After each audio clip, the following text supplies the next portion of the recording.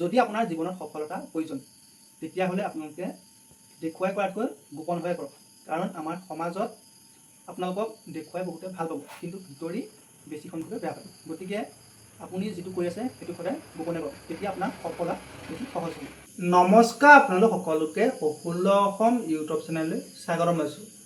এই ভিডিঅ'টো আপোনালোকে যিসকল দাদা বাইদেউ, ভাইটি ভণ্টি আৰু বন্ধু বান্ধৱীয়ে অসম আৰক্ষী, অসম বন বিভাগ নাইবা যিকোনো এটা ফৌজত যাম বুলি ফিজিকেল টেষ্টৰ বাবে প্ৰিপেৰেশ্যন কৰি আছে, তেওঁলোকলৈ ভিডিঅ'টো শ্বেয়াৰ কৰি দিব। এতিয়া মই সামাজিক মাধ্যমত সেয়া লাগিলে ফেচবুকত হওক, ইনষ্টাগ্ৰামত হওক নাইবা ইউটিউবত হওক, আজিকালি এনেকুৱা হৈছে এতিয়া আপোনালোকৰ বৰষুণৰ পৰিমাণটো বহুত বাঢ়ি গৈছে আৰু বহুতে এটা কাম কৰে, সেইটো হৈছে তেওঁলোকে খুব বৰষুণত ৰানিঙৰ প্ৰেক্টিছ কৰি আছে। আৰু বহুতে এনেকুৱাও কৰে যে তেওঁলোকে মূৰত একো এটা নোলোৱাকৈও ৰানিঙৰ প্ৰেক্টিছ কৰি আছে। বহুতো ল'ৰা ছোৱালী, আগতে অকল ল'ৰাই কৰিছিলে, আজিকালি ছোৱালীও সংখ্যাটো বাঢ়ি গৈছে। এতিয়া আপোনালোকৰ যিসকলে ৰানিঙৰ প্ৰেক্টিছ কৰি আছে বৰষুণত তিতি, তেওঁলোকক মই ডাইৰেক্ট সমালোচনা কৰিবলৈ যোৱা নাই। আপোনালোকে ভিডিঅ'টো শেষলৈকে চাব, তেতিয়া কথাখিনি ভালদৰে বুজি পাব। এতিয়া আপোনালোকে অসম আৰক্ষী নাইবা অসম বন বিভাগ যিটোৱে ফিজিকেল টেষ্ট নিয়ক, তাত বহুত বেছি কম্পিটিশ্যন হ'ব।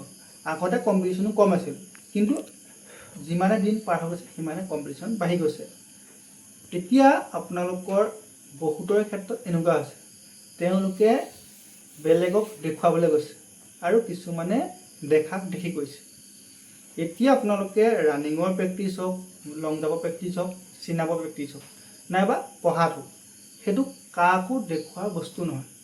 সেইটো আপুনি দেখুৱাব লাগিব যিদিনা আপোনাৰ ফিজিকেল টেষ্ট হ'ব। সেই ফিজিকেল টেষ্টৰ দিনা আপুনি ৰানিংটো কিমান মিনিটত কমপ্লিট কৰিছে বা লং জাম্প কিমান সময় কৰিছে, চিনাপ কেইটা মাৰিছে, সেইটো আপুনি সেইদিনা দেখুওৱা প্ৰয়োজন।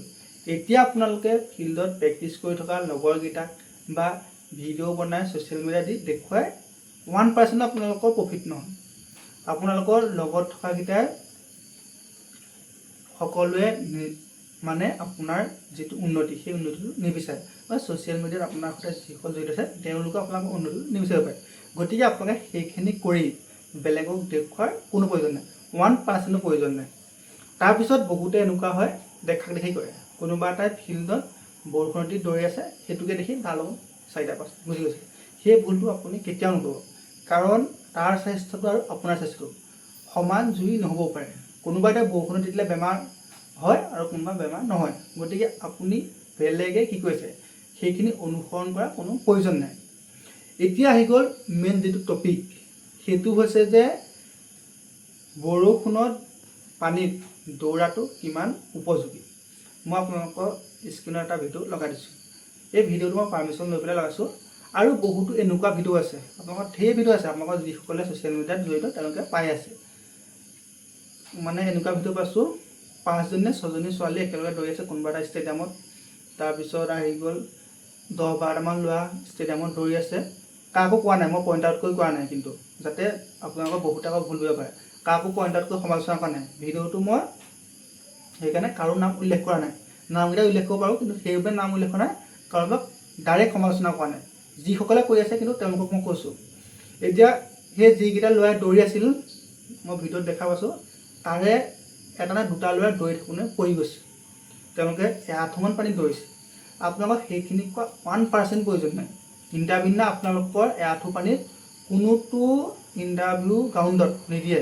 সেয়া আপোনালোকৰ এআঁঠু বাদ দিয়ক, আপোনালোকৰ সৰু গাঁঠিলৈকে যদি পানী হয় আপোনালোকক দৌৰিবলৈ নিদিয়ে, তেনে ইণ্টাৰভিউ কেঞ্চেল কৰি দিয়ে। তেনে ক্ষেত্ৰত আপুনি এআঁঠু পানীত বা আপোনালোকে 6 ইঞ্চি বা 7 ইঞ্চি পানীত ৰানিঙৰ প্ৰেক্টিছ কৰাৰ কোনো প্ৰয়োজন নাই। গতিকে সেই ভুলখিনি কেতিয়াও নকৰিব। প্ৰথম কথা, আপোনালোকে বৰষুণত তেতিয়া বেমাৰ হোৱাৰ বহুত বেছি চান্স আহিছে, কাৰণ এতিয়া ভাইৰাছ পূৰা আহি আছে। যিটো ছেকেণ্ড কথা, সেইটো হৈছে কেনেবাকৈ যদি আপুনি পিছল খাই পৰি আপোনাৰ ভৰিটো কিবা কাৰণে যদি ভাগি গ'ল, তেতিয়া আপুনি চাকৰিটো জীৱনত নাপায় আপুনি জীৱনৰ কাৰণে বৰবাদ হৈ গ'ল, আপুনি পংগু হৈ যাব। যদি আপোনাৰ ভৰি এটা ভাগি যায়, ভৰিটো আপোনাৰ জইন হ'বও পাৰে নহ'ব পাৰে, বা জইন হ'লেও আপুনি এতিয়া যিটো আপোনাৰ স্পীড আছে আপুনি বেলেগ এটা কাম কৰিবলৈ পিছত স্পীড নোপোৱা হ'ব। গতিকে আধা বয়সতে জীৱনটো ক'ৰবাত নানিব। এই ভুলখিনি কেতিয়াও নকৰিব। আপোনালোকৰ বৰষুণত প্ৰেক্টিছ কৰাৰ কোনো প্ৰয়োজন নাই। আজিকালি আপোনালোকৰ বাৰিষা এনেও জেগাও পিছল হৈ থাকে, তাতে আকৌ বৰষুণৰ পানীত প্ৰেক্টিছ কৰা কি প্ৰয়োজন আছে? আপোনালোকে এইবোৰ কাম নকৰিব। এইবোৰ বেলেগক দেখুৱাবলৈ বা ভাইৰেল হ'বলৈ এইবোৰ কোনো প্ৰয়োজন নাই। আপোনালোকৰ ছোৱালী ল'ৰা সকলোৱে আজিকালি এইটো কৰিবলৈ লৈছে, এইটো মানে এটা ট্ৰেণ্ডত আহিছে। এইবোৰ কাম আপোনালোকে কেতিয়াও নকৰিব, ভুলতো নকৰিব। এই কামটোৰ বাবে আপোনাৰ পোৱা চাকৰিটো হেৰাব আৰু লগতে আপুনি জীৱনৰ কাৰণে পংগু হৈ যোৱাৰ আপোনাৰ চান্স আছে। আপোনাৰ ভৰি ভাগিয়াটো জইন হ'ব। যদিহে আপোনালোকৰ ইয়াত ভাগি যায়, আপোনাৰ কঁকালত যদি আপোনাৰ টপিনাত তেনেকুৱাকৈ জইনটো যদি আপোনালোকৰ খেলি হৈ যায়, চেচ, আপুনি পিছত ভালকৈ বেলেগ এটা কাম কৰিব নোৱাৰিব। গতিকে এইখিনি ভুল কেতিয়াও নকৰিব। শেষত আকৌ কৈছোঁ, কাকো সমালোচনা কৰা নাই, কোনো ভুল নুবুজিব। যদিহে এই কথাখিনিত আপোনালোক একমত, তেন্তে কমেণ্ট বক্সত কমেণ্ট কৰিব। আৰু যদি আপোনালোকে ভাবে এই কথাখিনি কোনো প্ৰয়োজন নাই, আপোনালোকৰ নিজৰ ইচ্ছা, আপোনালোকে আঁঠু পানীত নালাগে একঁকাল পানীত দৌৰিলেও মোক ক'ব লগা নাই, আপোনাৰ চাকৰি পালেও মোক ক'ব লগা নাই, নেপালেও ক'ব লগা নাই। আপোনালোকৰ ভালৰ বাবে কথাখিনি কৈছোঁ। গতিকে আপোনালোকে কেতিয়াও এইখিনি ভুল নকৰিব।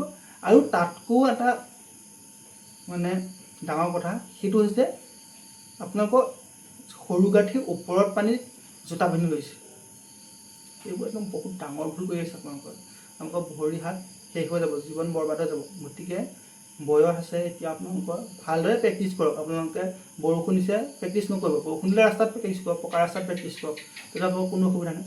বৰষুণত আপোনালোকে ফিল্ডত গৈ এনেই ভিডিঅ' বনাই ৰিলছ বনাই এইবোৰ একো কৰি লাভ নাই। এইবোৰ পৰা আপোনালোকৰ 1% উপকাৰ নহয়। শেষত আপোনালোকক এটা কথাই কওঁ, আপোনালোকে কিবা এটা কাম কৰি আছে বা সংগ্ৰাম কৰি আছে, সেই কামটো মনে মনে কৰক, আনক দেখুৱাই নহয়।